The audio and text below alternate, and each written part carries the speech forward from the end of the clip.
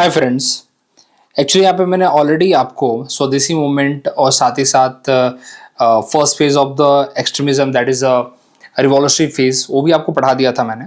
लेकिन यहाँ पे मैं थोड़ा और भी बुक्स को गो थ्रू कर रहा था, सोचा क्यों ना एक बार तमिलनाडु बुक जो काफ़ी नोन बुक है in the group of UPSC aspirant, उनको लगता है कि तमिलनाडु बुक भी थोड़ा सा गो थ्रू कर लेनी चाहिए। तो मैं ऐसे ही तमिलनाडु बुक को गो थ्रू कर रहा था कि लाइक उसमें कुछ एक्स्ट्रा कंटेंट अगर मुझे मिल जाता है तो देखा मैंने कि ऑल दो कुछ एक्स्ट्रा कंटेंट तो नहीं है, बिकॉज अपने स्पेक्ट्रम में काफ़ी कुछ कवर हो ही जाता है अगर हम देखें तो। फिर भी सोचा कि कुछ इंपॉर्टेंट चीज़ें आपको जो मुझे लग रही थी वो मैंने रखा है यहाँ पे, और एक तरह से आपका रिविजन भी हो जाएगा अगर मेरे साथ बने हैं तो और आपके अंदर वो जो एक है ना, अंदर एक प्रॉब्लम, हमारे अंदर एक समस्या होती है कि हम क्यों ना हर एक बुक को कवर करें। वो एक प्रॉब्लम है, एक अंदर परेशानी है सबके। तो सोचा मैंने कि इसको भी मैं थोड़ा सा कवर कर देता हूँ मैं, क्योंकि अभी मैंने आपका 1885 से लेके 1916 तक का जो पॉलिटिकल मतलब मेन स्ट्रीम जो है वो मैंने कंप्लीट कर दिया है। 1916 17 तक हो गया, एक्चुअली 17-18 तक हो गया है। अब यहाँ पे गार्जियन फेज स्टार्ट कर रहा है मेरे को। ओके, तो ये वाला पार्ट मैंने कंप्लीट कर लिया। तो उसी ये सारे इवेंट्स यहाँ पे हम तमिलनाडु बुक में क्या दे रखा है उसको जरा हम देखेंगे, ठीक है। तो पहला वीडियो जो रहेगा टिल द स्वदेशी मूवमेंट तक रहेगा, अगला वीडियो आपका रिवॉल्यूशनरी फेज रहेगा, एंड देन होम रूलिंग। यहाँ पे आपको एक चीज एक्स्ट्रा मिलेगी, तमिलनाडु के पॉइंट ऑफ व्यू से आपको चीजें देखने को मिलेगी। और यहाँ पे एक थोड़ी सी चीज एक्स्ट्रा आपको मिलेगी कि तमिलनाडु में क्या क्या एक्टिविटी हुई थी। तो एक आपको एक्स्ट्रा चीज यहाँ पे मिल सकती है, क्योंकि आपको नहीं पता।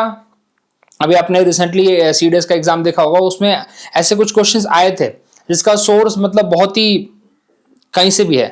तो वैसे कुछ चीजें आपको यहाँ पे एक्स्ट्रा मिल सकती हैं। तो चलिए अभी शुरू करते हैं। जैसे कि आपको पता है कि हमारे मॉडरेट फेज में क्या हुआ था, 1885 से लेकर 1905 के इवेंट तक क्या हुआ था, आप बताइए। आप क्या बताएंगे? मतलब एक तरह से मेडिकेंट पॉलिसी थी। मेंडिकेंट पॉलिसी का मतलब क्या होता है? भीख मांगने वाली पॉलिसी। मेंडिकेंट का मतलब ही होता है भीख मांगने वाला, ठीक है। जो भिखारी होता है उसको हम बोलते हैं मेंडिकेंट। तो एक तरह से ब्रिटिशर से भीख मांग रहे, किस तरीके से? प्रेयर करके, पिटीशन डाल के, ये सब इस तरह से लोग भीख मांग रहे हैं। अब इस तरीके से उनको कोई अच्छा रिजल्ट अभी तक मिला नहीं है, जो डिजायर रिजल्ट अभी तक वो अचीव कर नहीं पाए हैं वैसे तो।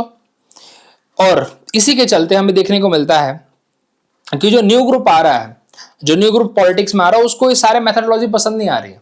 उसका ऐसा मानना है कि भाई हम लोगों से कनेक्ट करना चाहते हैं, we wanted to connect with the people, we want to utilise the resources. जो हमारा खुद अपने आप में मास है इतना बड़ा, उसको यूज करना चाहते हैं हम मास मोबिलाइजेशन करना चाहते हैं। ये उनके डिमांड्स हैं, एंड दैट्स व्हाई हमें आपको देखने को मिलेगा एक्सट्रीमिस्ट ग्रुप आपको देखने को मिलेगा जो रेडिकल मिलिटेंट अप्रोच रखता है। जैसे कि बाल गंगाधर तिलक आप महाराष्ट्र में देखेंगे, बिपिन चंद्र पाल बंगाल में देखेंगे, लाला लाजपत राय आप पंजाब में देखेंगे। ये तो प्राइमरी मतलब हेड है एक तरह से। इनके साथ और बहुत सारे लीडर्स यहाँ पे जुड़े हुए हैं। अजीत सिंह जुड़े हुए हैं, ठीक है। सैयद अहमद रजा जुड़े हुए हैं जो कि दिल्ली में है, ठीक है। वो चिदम्बरम पिल्लई आपको देखने को मिलेंगे इन द तमिलनाडु। तो ये सारे लीडर्स अपने आप में एक्टिव हैं और वो चाहते हैं कि मास मोबिलाइजेशन हो। सिंपल सी बात है। The primary reason for the rise of this trend was a factionalism in the Congress. मतलब फैक्शनलिज्म मतलब एक अलग से ग्रुप बन गया यहाँ पे कांग्रेस के अंदर ही। Frustration with the moderate politics, वही आपको ये जो मेंडिकेट पॉलिसी है ना, यही वाली, इसको बोलते हैं moderate politics. And anger against Lord Curzon for dividing Bengal. देखो कर्जन भाई साहब जो थे ना, उनका तो पर्पस ही था इंडिया में आने का। इंडिया में आए इसलिए थे कि वो कांग्रेस को खत्म कर सके। सही बताऊं तो आपको दैट्स वाज हिज एजेंडा। उनका था कि कांग्रेस को ही एंड करूं मैं यहाँ पे, बाकी चीजें तो बाद में देखी जाएंगी। चलिए, तो ऐसे कांग्रेस और भी बहुत सारी ऐसी पॉलिसीज उन्होंने लाई जिसके आगे मतलब जिससे इंडियंस या स्पेशली एक्सट्रीमिस्ट जो थे वो खुश नहीं थे। वैसे तो मॉडरेट्स भी खुश नहीं थे, लेकिन ज्यादा कुछ कर नहीं रहे थे, ठीक है। तो यहाँ पे देखते हैं क्या हुआ। और सबसे मतलब कर्जन की जितनी भी रिएक्शनरी पॉलिसी थी उसमें सबसे जो खतरनाक था वो था भाई हमारा पार्टीशन ऑफ बंगाल, ठीक है। ऑल दो बहुत सारे उनको अलग अलग उपाय दिए गए थे कि आप बंगाल को कैसे मैनेज कर सकते हो, लेकिन उन्होंने सोचा कि सबसे बेस्ट यहाँ पे रहेगा partition of the Bengal. Partition कर दो, हिंदू मुस्लिम एकता जो है यहाँ पे भंग करो उसको। The partition of Bengal in 1905 a prime example of British divide and rule policy. Exam में भी पूछा जाता है कि भाई किस तरह की पॉलिसी थी। It was clear cut divide and rule की policy and which acted as a catalyst for the growth of anti colonial swadeshi nationalism. तो ये अगर देखो, ये तो वैसे आपको बता भी चुका हूं कि किस टाइप के क्वेश्चन यहाँ से बनते हैं, लेकिन अब तो सिंपल सा यार, इतना तो अब बच्चा बच्चा भी जानता है कि पार्टीशन ऑफ बंगाल कौन से ईयर में हुआ था। ओके, करजन उस टाइम पे वायसरॉय था, ये तो पूरी दुनिया जानती है अब तो। The partition plan was first proposed by the moderates as the movement progressed. Different techniques, the mass base of the movement was expanded by exposing the problem of various social group under the British governance and the underlying commodity in their lives, that colonial exploitation. For the first time in the history of Indian national movement, women, worker, peasants, marginalized group, SC ST है उससे भी मतलब और भी छोटे छोटे group जो थे, were exposed to modern nationalist idea and politics. तो आपसे अगर एग्जाम में क्वेश्चन आए, अब यहां से क्वेश्चन क्या बनता है, देखिए यहां से क्वेश्चन ही बनता है, क्या स्वदेशी मूवमेंट में वीमेन ने पार्टिसिपेट किया था कि नहीं किया था। तो बहुत क्लियर कट आंसर है यस, इन द स्वदेशी movement women had taken part. Women ने, वर्कर्स ने, स्टूडेंट्स ने, सबने यहाँ पे पार्ट लिया था इन द स्वदेशी मूवमेंट। ओके, बिकॉज देखो यार, हम मानते हैं पार्टीशन ऑफ बंगाल एक बोलते हैं ना कि सबसे लास्ट मूवमेंट था, लेकिन इससे पहले की जो चीजें थी, इकोनॉमिक एक्सप्लॉयटेशन जो इतनी ज्यादा है ब्रिटिशर्स की, वो कम थोड़ी है। ठीक है, it was a period when the elite made a conscious effort to address the common people, calling upon them to join the politics. अब देखिए यहाँ पे the other prominent development during the swadeshi period was growth of vernacular press. बहुत important, क्योंकि आप देखोगे कि जितने भी यहाँ पे हमारे समाज सुधारक थे और साथ ही साथ जितने भी रिवॉल्यूशनरीज थे, वो भी अपने न्यूज़पेपर चलाते थे। युगांतर आप देख लो वैसे, ठीक है, युगांतर, काल देख लो। ओके, तो ये सब न्यूज़पेपर चलाए जाते थे। The nationalist tone of the vernacular press become more pronounced during this time. The role played by Swadesh Mitram कहां पे चल रहा था, तमिलनाडु में। केसरी कौन चला रहा था, अपने तिलक जी चला रहे थे। मराठा युगांतर जो बंगाल में चल रहा था, जो युगांतर ग्रुप चला रहा था। तो कभी कभी मैच द फॉलोइंग अगर यहां से आ जाए कि कौन सा ग्रुप, कौन सा न्यूज़पेपर कहां चल रहा था, अब आपकी ड्यूटी थोड़ी बनती है कि स्वदेश मित्र आप चेक करिए कि कौन चला रहा था, तो आप बताइएगा। चलो मैं ये बता देता हूँ, काफी फेमस नाम है वैसे, जी सुब्रमण्यम अय्यर। और उन्होंने ही हिंदू, तो आज जब देखते हो ना हिंदू जो न्यूज़पेपर है, काफी फेमस है, रिनोन्ड है हिंदू, तो वो भी इन्होंने ही चालू किया था। ठीक है, तो ही फाउंडेड द हिंदू ऑल्सो, स्वदेश मित्रम। हिंदू इंग्लिश में था वैसे, ठीक है, तो स्वदेश मित्रम लोकल लैंग्वेज में था। तो ये इंपॉर्टेंट है वैसे, तो लिख लो वैसे क्या है, जी सुब्रमण्यम अय्यर, जी सुब्रमण्यम अय्यर। ओके, चलिए अब मैं बाकी देखते हैं। As the movement gained support among the people, the government passed series of repressive act, Public Meeting Act 1907, Explosive Substance Act, Newspaper Incitement to an Offence Act, Indian Press Act। ये सारी चीजें government ने पास की जिससे कि वो mass movement को रोक सके, ये सारी चीजें। One such major was recording and monitoring of public meetings which were considered a matter of judicial scrutiny. Shorthand was used by the police for the first time to record the public political speeches। देखो इतना जरूरी नहीं है हमारे लिए, इतना ही जरूरी नहीं कि भाई हर चीज हमको याद रहे, जरूरत भी नहीं है हमें दो तीन चीजें पता होना चाहिए कि गवर्नमेंट ने कौन कौन सी पॉलिसी वहां पे लाई थी, रिप्रेसिव पॉलिसी क्या थी जिससे लोगों को रोक सके वो लोग, जिससे मास मूवमेंट को कर्टेल कर सके। तो पब्लिक, ये आपको मैं तमिलनाडु बुक के हिसाब से वो चीजें बता रहा हूं बस जो इंपॉर्टेंट है। वैसे तो पूरी बुक पढ़ाने का उतना टाइम है नहीं और ना उतना पर्पस है यार। मेरा मोटो सिर्फ इतना है कि ये चीज हमने ऑलरेडी स्पेक्ट्रम में एक बार गो थ्रू कर रखी है। जस्ट आई वांट कि मैं बताना चाहता हूं कि एक अगर स्पेक्ट्रम अगर आप करते हैं तो आपको 10 बुक करने की जरूरत नहीं है। मतलब 10 बुक कहने का मतलब है कि लोग बोलते हैं तमिलनाडु भी कर लो और दुनिया भर की और पता नहीं कौन कौन सी किताबें हैं वो भी कर लो। मेरे से बोलना है कि कुछ ही बुक पे लिमिट करिए अपने आप को, ठीक है, because they are also take. जब मैं इनके रेफरेंसेस देख रहा था तो उसमें कहीं ना कहीं था कि बिपिन चंद्रा की किताब से लिया है, स्पेक्ट्रम का भी सोर्स कहीं ना कहीं बिपिन चंद्रा की किताब है। तो मानते हैं कि ठीक है, spectrum is more than enough, अगर आप उसको डिटेल में 3-4 बार कर लेते हो बहुत हो जाती है। ठीक है, चलिए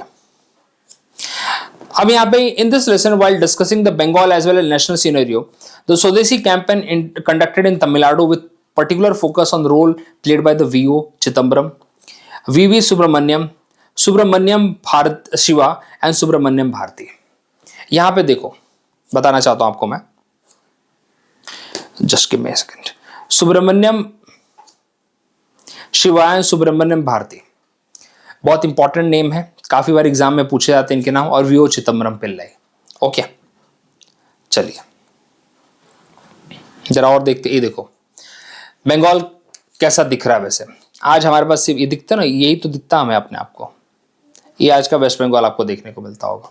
ठीक है, आप देखोगे कि ऑलमोस्ट इक्वल एरिया में डिवाइड किया है, ऑलमोस्ट इक्वल एरिया में आपको डिवाइड किया। देख रहे हो आपको अरुणाचल प्रदेश वाला एरिया, ये देखो ऐसा थोड़ा सा समझ में आ रहा होगा आपको। ये देखो आपको नॉर्थ ईस्ट दिख रहा होगा पूरा, ये आपको वेस्ट बंगाल, अभी का बंगाल आपको इधर से थोड़ा सा कटा हुआ बंगाल दिखता है आपको यहाँ पे।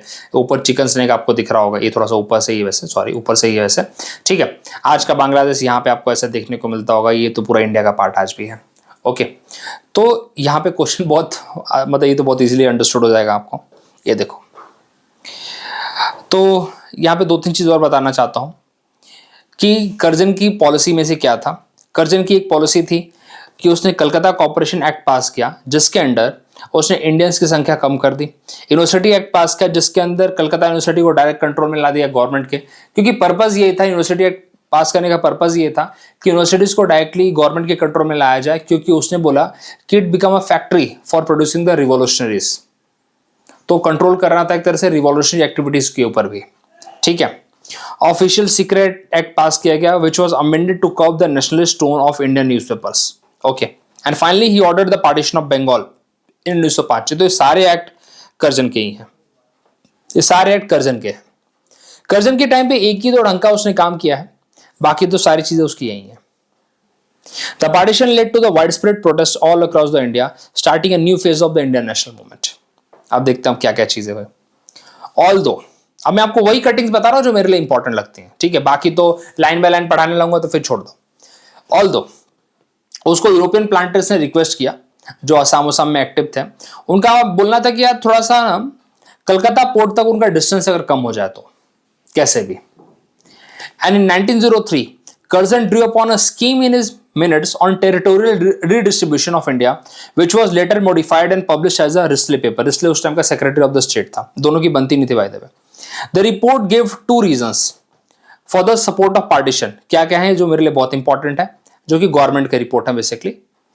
Relief of Bengal and the improvement of Assam, क्योंकि उनका फोकस यहाँ पे था। उनका मानना था कि हम इस पर्टिकुलर पार्ट को फोकस नहीं कर पा रहे हैं, हम चाहते हैं कि इसके ऊपर डेवलपमेंट प्रोजेक्ट्स आए और हम इसको ग्रो कराएं। क्या ही ग्रो करा रहे थे वो तो वही जानते हैं। Okay, and the relief of Bengal. तो रिलीफ ऑफ बंगाल से मेरे को ये समझ में आता है कि ज्यादा करके जो यूरोपियन प्लांटर्स है उनके फेवर में यहाँ पे बात की जा रही है। ठीक है, और 1903 में ही क्लियर था, 1903 में काफी कुछ क्लियर था कि बंगाल का पार्टीशन सर्टन है, होने ही वाला है। From December 1903 and 1905, this initial idea of transferring and reshuffling some area from Bengal was changed to a full-fledged plan of partition. And जब बंगाल डिवाइड होगा तो क्या होगा, इसके ऊपर क्वेश्चन आ चुका है। दो प्रोविंस में बटेगा। पहला क्या होगा, ईस्टर्न बंगाल एंड आसाम। ठीक है, उसके अंदर कौन कौन से, देखो यहां से एक बार क्वेश्चन आ चुका है, मुझे पता है। एक बार उन्होंने चिटगांव, ढाका ये सब एग्जाम में पूछ रखा है। ओके, तो देखो ईस्टर्न बंगाल एंड असम, और एक साइड आपको मिलेगा Bengal, Orissa, west Bengal, Orissa and the Bihar. ठीक है, तो यहां पे आपको दिमाग में रखना है कि ईस्ट बंगाल एंड असम में कौन कौन से एरिया इंक्लूडेड है। चिटगांव का एरिया इंक्लूडेड है, ढाका तो ऑफकोर्स कैपिटल ही थी, part of Rajshahi hills, Tippera and Assam province already है, मालदा। ये सारा पार्ट वहां पे इसका क्या बोलते हैं, ईस्ट बंगाल का पार्ट है। ठीक है, चलिए अगेन कर्जन का इंटेंशन क्या था, ये हम सब जानते हैं, to create a divide, Hindu Muslim divide basically, ये हम सब जानते हैं। ठीक है, although he got lot of ideas कि आप भाई एक तरह से डिवाइड करो तो एक तरह से लिंग्विस्टिक बेसिस पे करो, लेकिन कर्जन को कहां सुननी थी बात, कर्जन को कोई बात नहीं सुननी थी। कर्जन का पर्पस यही था। Curzon was adamant and he wanted to create a clearly segregated Hindu and Muslim population in the divided Bengal. ठीक है, and this was clear geographical divide along the river Bhagirathi. Eastern Bengal dominated by Muslims and Western Bengal dominated by Hindu, and in the central Bengal two communities balancing each other. There was a conscious attempt on the part of British administration to vote the Muslim population Bengal in this speech at Dhaka in February 1904। तो बहुत clear cut था इन समझदार लोगों को बहुत clear cut समझ में आ गई थी बात कि what was the agenda of the Curzon, what was the thought of the Curzon, कि दो हिस्से में बांटना है, ठीक है। और वो तो सीधी बात है कि Muslim will enjoy the unity and all, तो बकवास बातें हैं सारी, लेकिन पर्पस वही है कि हिंदू मुस्लिम के बीच में डिवाइड, और हमें देखने को भी मिलता है। उसके बाद 1906 में मुस्लिम लीग का गठन भी होता है, ये आपको बता दूं मैं। The partition instead of dividing the, ये तो चलो कोई मतलब नहीं था, आगे की लाइन हो तो चलो।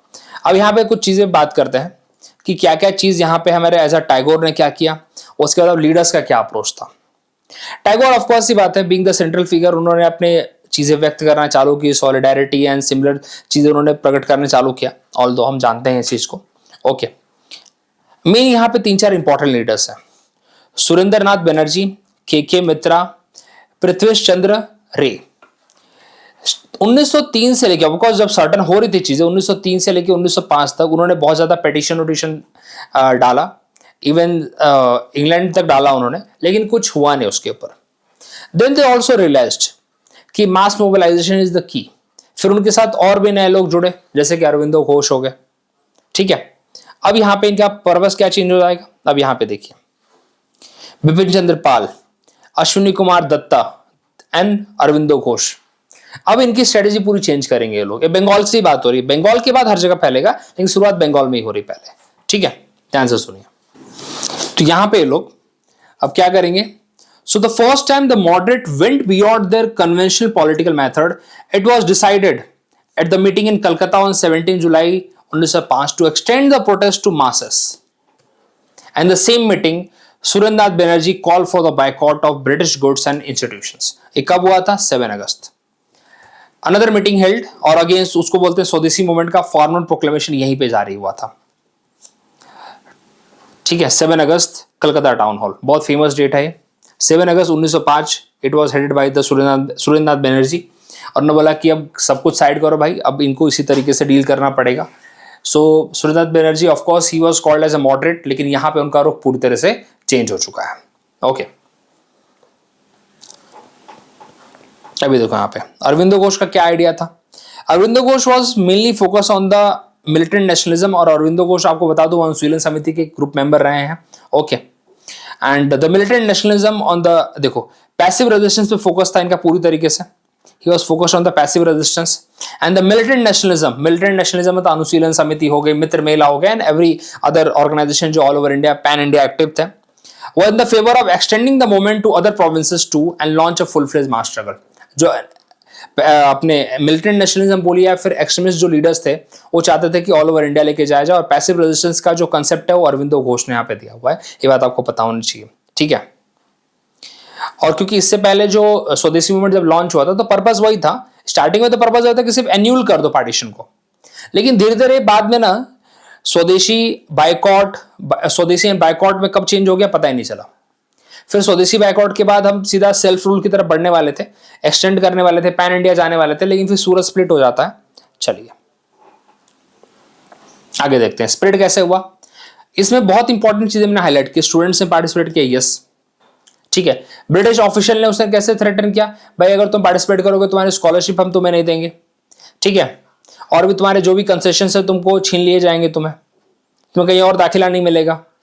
और उसकी वजह से हमें देखने को मिलता है कि हमारे लोकल एजुकेशन इंस्टीट्यूशन सेटअप होना चालू होता है। एक वन ऑफ द रीजन है इसका, ठीक है। Religious festival such as Durga Puja कहाँ फेमस है, बंगाल में, ठीक है। दुर्गा पूजा काफी मतलब बड़े स्केल पे मनाया गया। अब देखो दुर्गा पूजा बंगाल में, उसके बाद गणपति फेस्टिवल अपने महाराष्ट्र में, शिवाजी महाराज की जयंती महाराष्ट्र में, ये सब चीजें इन्होंने चालू की जिससे कि मास गैदरिंग को बढ़ा सके। ये सब चीजें सब स्वदेशी मूवमेंट के साथ ही कनेक्टेड है, ओके। और जिस दिन पे 16 अक्टूबर का जिस दिन पे पार्टीशन हुआ, उस दिन पे बहुत सारे लोग, थाउजेंड ऑफ लोग यहाँ पे गंगा में गए, उन्होंने नहाए, वहां पे एक दूसरे को राखी बांधा। ये आइडिया तो वैसे इन्होंने दिया था हमारे रविन्द्रनाथ टैगोर ने और रामेंद्र सुंदर त्रिवेदी ने, ठीक है। और आपको पता है, आपको बहुत बार बता रखा है मैंने, लास्ट टाइम पे बताया था कि both were belong from the Bangiya Sahitya Parishad, both were the secretary of the Bangiya Sahitya Parishad, okay. चलिए इनका आइडिया क्या था रविन्द्रनाथ टैगोर का, he was looking for the constructive स्वदेशी प्रोग्राम। किस चीज पे, आत्मशक्ति। किस पे, एग्जाम में आ चुका है वैसे क्वेश्चन, आत्मशक्ति, आत्म शक्ति। आत्मशक्ति मतलब यहां पे देखोगे तो self help. Tagore call for economic self development, बहुत अच्छा कंसेप्ट है। एग्जाम में एक बार आया था कि ये आत्म शक्ति का कंसेप्ट किसने दिया था। जैसे पैसिव रेजिस्टेंस का जो कंसेप्ट था, it was given by the Aurobindo Ghosh. Same way Atmashakti that is self help का कंसेप्ट किसने दिया था, रविन्द्रनाथ टैगोर ने दिया था। ठीक है। He also made the call for the utilizing MELAS, although उनकी फैमिली खुद बहुत सारे ऐसे मेला फेयर चलाती थी जिससे कि लोकल जो थे ट्रेडर्स और मर्चेंट्स उनको हेल्प किया जा सके, लोग उनसे जाकर सामान वामान ले सके। ये ऑलरेडी वो चलाया करते थे, इनकी फैमिली चलाया करती थी, काफ़ी एक्टिव थी इनकी फैमिली इन चीज़ों में, तो इसके लिए तो कुछ बोल नहीं सकते। ठीक है, चलिए। He also spread call for the utilizing mela fairs to spread the message of Atma-Shakti. This became the creed for the whole of Bengal, and Swadeshi shops sprang all over the place selling textile, handloom, soap, earthenware, matches. तो उनका वही बोलना था कि ये सब चीज़ें आप खुद प्रोड्यूस करना चालू करिए, क्योंकि इकोनॉमिक इंडिपेंडेंस आपको चाहिए। अब आपको एक कंसेप्ट और बता देना चाहता हूँ यहाँ पे। The idea of education vernacular language was made by the Dawn Society run by the Satish Chandra 1902। ये ऑलरेडी एक PYQ है। कौन सी सोसाइटी ने भाई पहली बार इसको सेटअप किया, मतलब बात की थी इसके बारे में, सॉरी इसके बारे में बात की थी, डाउन सोसाइटी। क्या हो गया इसको, ये क्या हो गया, ये क्यों एक्टिव। चलो ठीक है, देखते हैं इसको। ओके, अब दूसरी बात करते हैं समिति के बारे में। ठीक है, अच्छा उसके बाद आपको बताया था मैंने कि national council of education setup होता है, ऑलरेडी हमने पढ़ा है। बट नेशनल कॉलेज सेटअप होता है, बंगाल नेशनल कॉलेज, जिसको जो अपने ये होते हैं प्रिंसिपल होते हैं अरविंदो घोष होते हैं। ओके, और उसके जो प्रेसिडेंट होते हैं रासबिहारी घोष को बनाया जाता है। ओके, तो ये सब चीज़ आप भूलिएगा मत। फिर समिति का रोल आपको बताया था, 2 समिति हमने पढ़ी थी यहाँ पे, 2 इंपॉर्टेंट समिति थी। स्वदेश बांधो समिति जो कि अश्विनी कुमार दत्ता ने सेटअप की थी बरिशाल में, और उसके बाद VO चिदम्बरम, सुब्रमण्यम सिवा, इन्होंने स्वदेशी संगम सेटअप किया था। क्या किया था, स्वदेशी संगम सेटअप किया था। पर्पस ये था कि जो लोकल्स को हेल्प करेंगे, लोकल्स को हम इंस्पायर करेंगे, लोकल्स को हम ट्रेन करेंगे, उनकी किस तरह से मदद की जा सकती है, वो सारी चीज़ें हम लोग यहाँ पे करेंगे। ठीक है, चलिए आगे बढ़ते हैं। पैसिव रेजिस्टेंस अगेन वही है। The constructive program came under heavy criticism from Aurobindo Ghosh, Bipin Chandra Pal, and other militant leaders. Under their direction, the Swadeshi agenda include boycott of foreign goods, boycott of government school and college, boycott of courts, renouncing the title. ये अब हमारा extremism की बात कर रहे हैं, जो Aurobindo Ghosh, Bipin Chandra Pal, other militant जैसे तिलक हो गए, लाला लाजपत राय हो गए, अब इन लोगों ने इसकी डिमांड की। तो शुरुआत में कैसे हुआ, शुरुआत में पर्पस था एन्यूलमेंट ऑफ द बंगाल, स्वदेशी मूवमेंट का पर्पस ये था। बाद में कंस्ट्रक्टिव अपना ही चालू हुआ, स्वदेशी प्रोग्राम चालू हुआ। फिर उसको जोड़ा गया बायकॉट से। फिर क्या जोड़ा गया, बायकॉट से। और ये बायकॉट से बंगाल में नहीं चाहते थे, they want this complete swadeshi and boycott all over India, that is pan India. And the programme of this nature required mass mobilisation using religion combined with the invocation of glorious past. जैसे हम अपने leaders को, जैसे हमारे महाराजाओं को हम glorify कर रहे हैं, लोगों से कनेक्ट कर रहे हैं, उनकी जो उपलब्धियां हैं उनके साथ हम जोड़ रहे हैं, उनके बारे में बता रहे हैं लोगों को, स्पेशली महाराष्ट्र में शिवाजी महाराज के बारे में। ठीक है, जिनको भगवान की तरह पूजा जाता है। Become the essential feature of this programme. ठीक है, अब आगे यहां पे बात करते हैं स्वराज और political independence. One of the common goal of the militant leaders such as the achieve swaraj और self rule. The leader differed on the meaning of swaraj. देखो यहां पे क्वेश्चन पूछा गया है, एक PYQ वैसे आपको बता देना चाहता हूं मैं, क्या स्वराज क्लियरली डिफाइंड था? So सही बताऊं आपको, the meaning of the Swaraj was not clearly defined then. Okay, the meaning of the Swaraj was not clearly defined then. Okay. For Tilak, Swaraj was restricted to the Indian control over the administration or rule by the natives, but not total severance of relation with Britain. In Bipin Chandra Pal view, Swaraj was the attainment of complete freedom from the foreign rule. तो अलग अलग concept थे सबके यहाँ पे। ठीक है। The other point of departure of the militant from the moderates was over the rising extremism, कोई मतलब नहीं इतना। ठीक है, तो ये सारी चीजें हमें देखने को मिलती है। अब यहाँ पे एक इंपॉर्टेंट फैक्टर आता है सूरत स्प्लिट का। देखो सूरत स्प्लिट से पहले आपको एक चीज बता देना चाहता हूं मैं, क्या हुआ था। 1906 का जो सेशन था जो कलकत्ता में हुआ था, जिसको हेड किया था दादा भाई नौरोजी ने। ऑल्दो उसमें डिमांड थी मॉडरेट्स की, मतलब एक्सट्रीमिस्ट की डिमांड थी कि कोई एक्सट्रीमिस्ट लीडर होना चाहिए। मॉडरेट्स को पता था कि अगर एक्सट्रीमिस्ट लीडर कोई आ गया, अगर हेड कर गया, तो मतलब एक तो पूरा पैन इंडिया इसको पास करवा देगा वो, और सपोर्ट भी अच्छा खासा था। तो उन्होंने दादा भाई नौरोजी का नाम सामने कर दिया। फिर एक्स मिनिस्टर भी अपना नाम वापस ले लिया, तिलक ने अपना नाम वापस ले लिया, बोला कि नहीं यार दादा भाई नौरोजी सबके लिए रिस्पेक्टेड है। तो कलकत्ता के अंदर ही स्प्लिट देखने को मिल चुका था। ऑल्दो दादा भाई नौरोजी ने कैसे तो बैलेंस किया, और वहां पे 4 रिजोल्यूशन पास हुए जिसके ऊपर दुनिया भर का पीवाईक्यू है। 4 रिजोल्यूशन कौन थे यहाँ पे? स्वदेशी, boycott, national education and self government. ये 4 रिजोल्यूशन थे, वेरी वेरी इंपॉर्टेंट थे। ठीक है, चलिए। तो उसके बाद हमें देखने को मिलता है कि इसी चीज को एक्सटेंड करना चाहते थे थ्रू आउट द इंडिया। अभी सूरत स्प्लिट का पूरा कंटेक्स्ट है। कलकत्ता सेशन में जो चीज आई थी इसको और एक्सटेंड करना चाहते थे थ्रू आउट द इंडिया, और अभी इस बार वो चाहते थे कि इस बार तो अगला जो सेशन होगा वो तो होना ही चाहिए कोई एक्सट्रीमिस्ट लीडर। वो चाहते थे पूना में हो जाए, ये जो अगला सेशन है वो पूना में रखा जाए। पूना ऑफकोर्स बात स्ट्रांग होल्ड है मिलिटेंट्स का, मिलिटेंट में एक्सट्रीमिस्ट जो लीडर थे उनका स्ट्रांग होल्ड है एक। लेकिन मॉडरेट्स चाहते थे कि नहीं, सेंट्रल प्रोविंस में ना हो, कहीं तो भी बाहर हो, क्योंकि ऐसा रूल था कि जिस प्रोविंस में होगा उस प्रोविंस का लीडर वहां पे नहीं रहेगा, उस प्रोविंस का वहां पे लीडर और कांग्रेस का चेयरमैन अध्यक्ष नहीं बनेगा। तो उन्होंने सूरत में करवाया। सूरत के अंदर हमें देखने को मिलता है कि रासबिहारी घोष लेड करते हैं, और बहुत सारे मॉडरेट लीडर ये बोलते हैं, specially the Firoz Shah Mehta, removal of those item from the agenda. मेरे को तो फिरोज शाह मेहता की तो थोड़ा सा, बहुत सारे मॉडरेट लीडर्स के मुझे उस पर पेट्रोटिज्म में थोड़ा डाउट आता है, because most of them are very much aligned towards the British. सही बात बताऊं तो आपको मैं, in order to counter Mehta's manoeuvring, the militant decided to oppose the election of Rashbehari Ghosh as a president and the session ended in chaos। और वही होता है यहाँ पे सूरत स्प्लिट हमें देखने को मिलता है। और हमें देखने को मिलता है कि सूरत स्प्लिट के बाद हमें एक और चीज नजर आती है कि मॉडरेट्स और ज्यादा लॉयल दिखते हैं to the Britishers. Moderates already काफी लॉयल थे, specially leader like Firoz Shah Mehta, लेकिन अब इसके बाद लॉयल्टी उनकी और ज्यादा दिखने को मिलती है। National Congress INC born in 1885, लेकिन इसके बाद the Congress which emerge from the Surat split was more loyal to the British than they were before. The new Congress minus the militants came to be known as the Mehta's Congress, Firoz Shah Mehta Congress. And in 1908 session of Congress was attended only by the moderates who reiterated their loyalty to the Ras। देख रहे हो आप? और 1908 का session हुआ क्या था? मद्रास में हुआ था, जो कि रासबिहारी घोष ने हेड किया था, रासबिहारी घोष ने। The politics of militants on the other hand could not crystallize into the new political organization। आपको एक और बात बता देना चाहता हूं मैं यहाँ पे कि लखनऊ सेशन जो 1916 का हुआ था वो एक्चुअली हो भी इसलिए पाया था क्योंकि फिरोज शाह मेहता की डेथ हो गई थी। इसलिए हमें देखने को मिलता है कि एक्सट्रीमिस्ट और मॉडरेट्स वापस पाया था, अदरवाइज आ भी नहीं पाते हो। ठीक है, तो one of the key reason वहां पे देखने को मिलता है फिरोज शाह मेहता की डेथ। ठीक है, तो ये सारी चीजें ऑलरेडी हम पढ़ चुके थे, लेकिन मेरा ऐसा पर्पस था, मोटो था कि एक बार तमिलनाडु बुक को रेफर करना है और देखना है क्या कुछ अलग है। तो यहाँ पे मुझे देखने को मिलता है कि ऑलरेडी सारी चीज तो हमने पढ़ी थी, वही चीज है वापस से, तो ज्यादा कुछ अलग नहीं है, just as a kind of आपका रिवीजन हो गया है। That is the only thing I want just want to say. So thank you very much. ये वाली सीरीज भी आपके लिए डाल दूंगा मैं, कोई बड़ी बात नहीं है, आपके लिए आता ही रहेगा तमिलनाडु बुक, तो चिंता मत करिए। ओके, उसका पीडीएफ भी आपको इजीली मिल जाएगा, अगर चाहते तो पढ़ने के लिए तो पढ़ भी सकते हैं।